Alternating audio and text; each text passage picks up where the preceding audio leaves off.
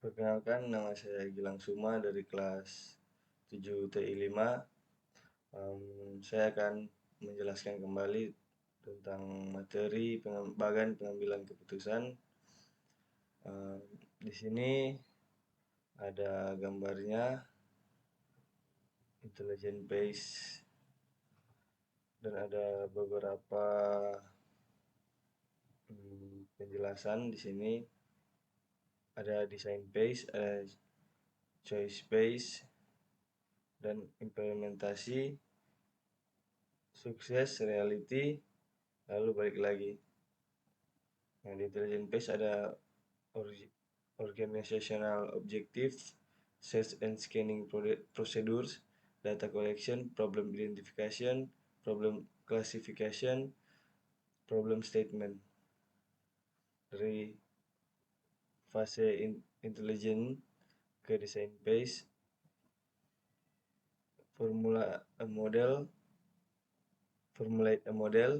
set a criteria for choice, search for alternative, predict and measure outcomes.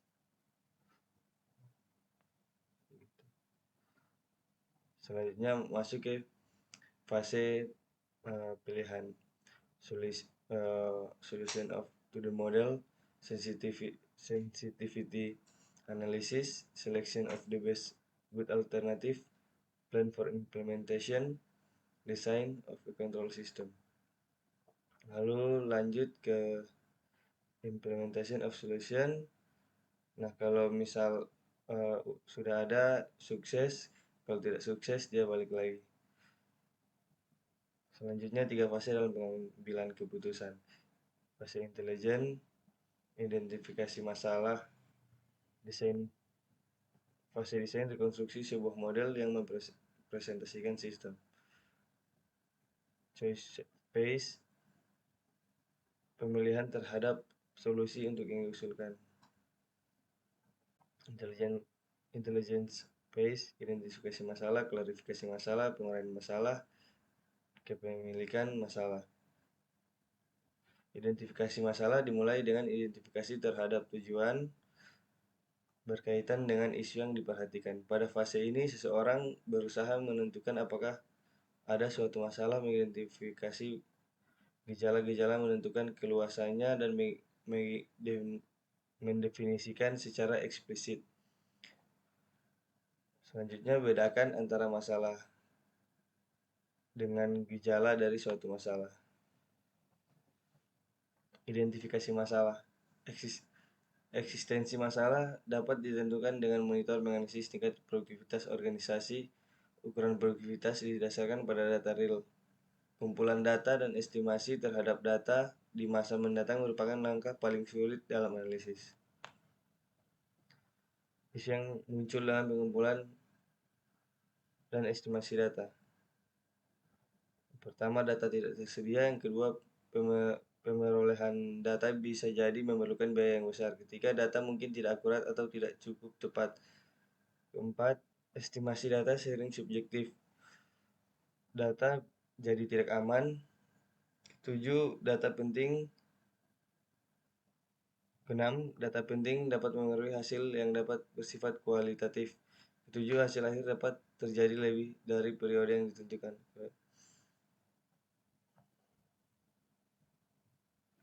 Ke-8, diasumsikan data yang akan sama dengan data historis.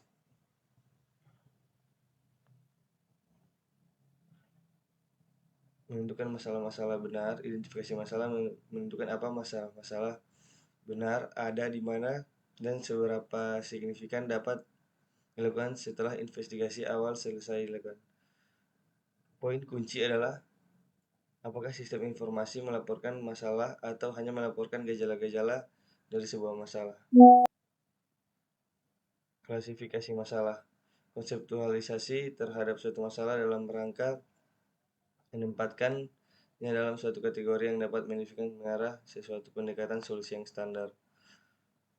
Pendekatan penting dalam mengklasifikasikan masalah sesuai tingkat strukturisasi pada masalah tersebut.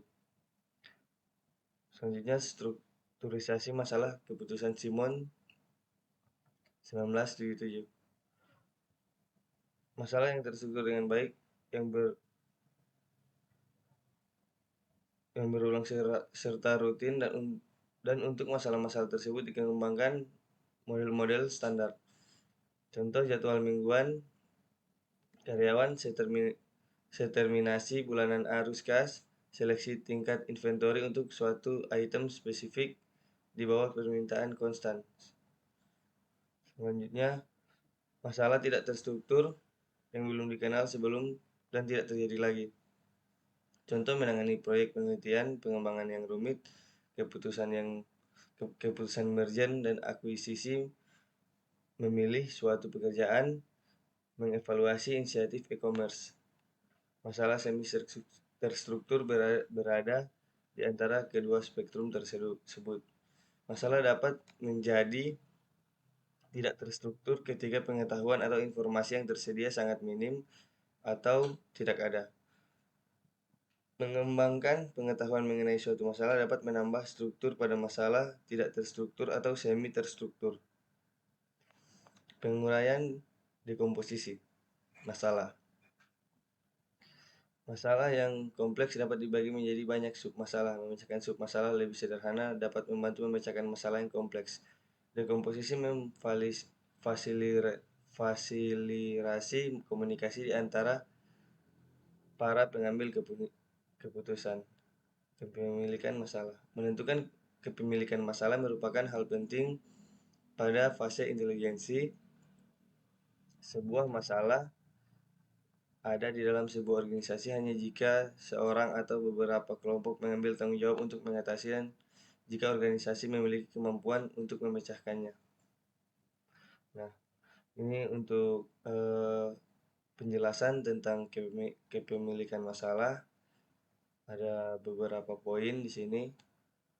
Masuk lagi fase desain meliputi penemuan atau mengembangkan dan menganalisis tindakan yang mungkin untuk dilakukan, meliputi pemahaman terhadap masalah, menguji solusi yang layak, sebuah model pengambilan keputusan, dikonstruksi, dites, dan divalidasi. Ada banyak poin di fase desain. Pemodelan meliputi konseptualisasi masalah dan mengabstraksikan masalah ke dalam bentuk kuantitatif atau kualitatif. Selanjutnya, untuk sebuah model matematika, variabel-variabel diidentifikasi dan kemudian dibentukkan hubungan-hubungan di antara variabel tersebut. Model yang sederhana pada biaya pengembangan yang lebih rendah, manipulasi yang lebih mudah, dan solusi yang lebih cepat tetapi tidak akurat. Model yang lebih sederhana biasanya memerlukan lebih sedikit data atau diagresikan lebih mudah didapatkan.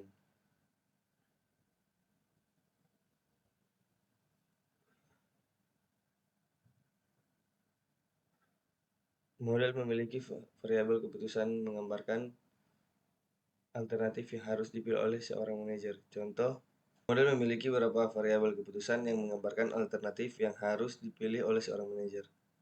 Contoh, bagaimana beriklan pada waktu khusus, server web mana yang akan dibeli atau disewa. Sekumpulan variabel hasil seperti laba, pendapatan, atau penjualan menggambarkan tujuan atau sasaran dari masalah pengambilan keputusan. Variabel atau parameter yang tidak dapat dikontrol seperti kondisi krisis ekonomi menggambarkan lingkungannya.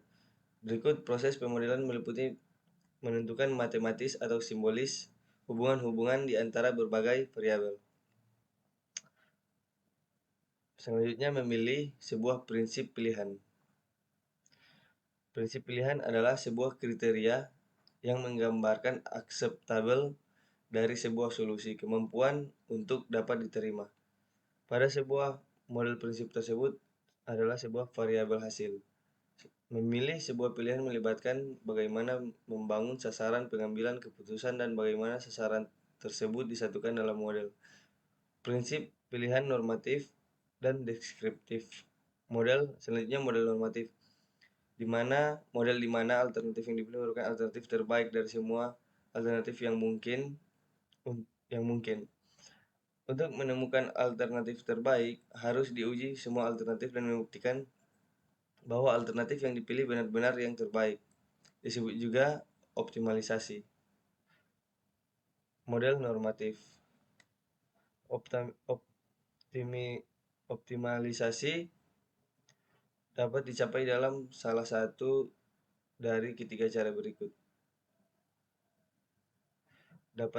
Dapatkan tingkat terbaik dari pencapaian tujuan dari sekumpulan sumber daya yang ditentukan. Contoh, alternatif mana yang akan memberikan laba maksimum dari investasi senilai 10 juta. Selanjutnya, temukan alternatif dengan rasio tertinggi dari pencapaian tujuan atau biaya maksimalkan produktivitas. Contoh, laba per dolar yang diinvestasikan. Temukan alternatif dengan biaya yang paling rendah yang akan memenuhi tingkat yang dapat diterima. Contoh, memilih perangkat keras untuk internet dengan bandwidth minimum dengan biaya yang paling sedikit. Model deskriptif menggambarkan berbagai hal sebagaimana adanya atau bagaimana hal-hal tersebut diyakini umum didasarkan secara matematis, sangat berguna untuk menyelidiki konsekuensi dari berbagai alternatif tindakan di bawah konfigurasi input serta proses-proses yang berbeda. Selanjutnya, analisis deskriptif memeriksa performa sistem untuk sekumpulan alternatif yang telah ditentukan ketimbang untuk semua alternatif. Tidak ada jaminan sebuah alternatif yang dipilih adalah alternatif yang optimal. Dalam banyak kasus, hanya memuaskan metode pemodelan deskriptif yang paling umum, misalnya simulasi. Model-model deskriptif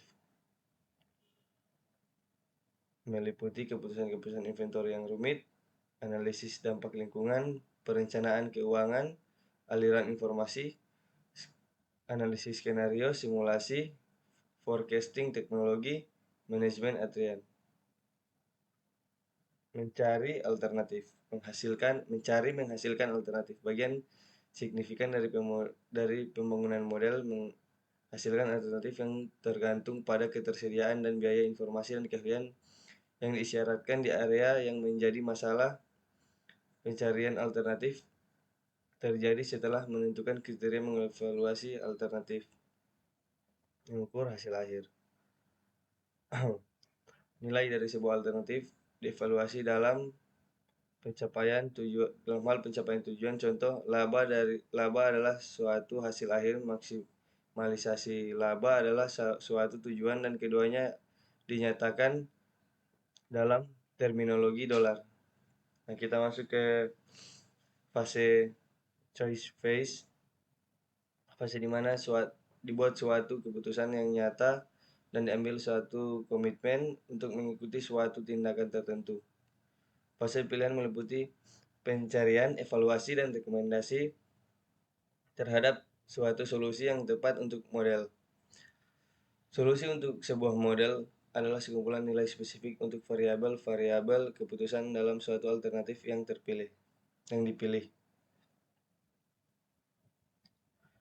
Selanjutnya, pendekatan pencarian melibatkan teknik analitik, memecahkan suatu formula, algoritma, prosedur langkah-langkah, heuristik, aturan utama, dan blind search.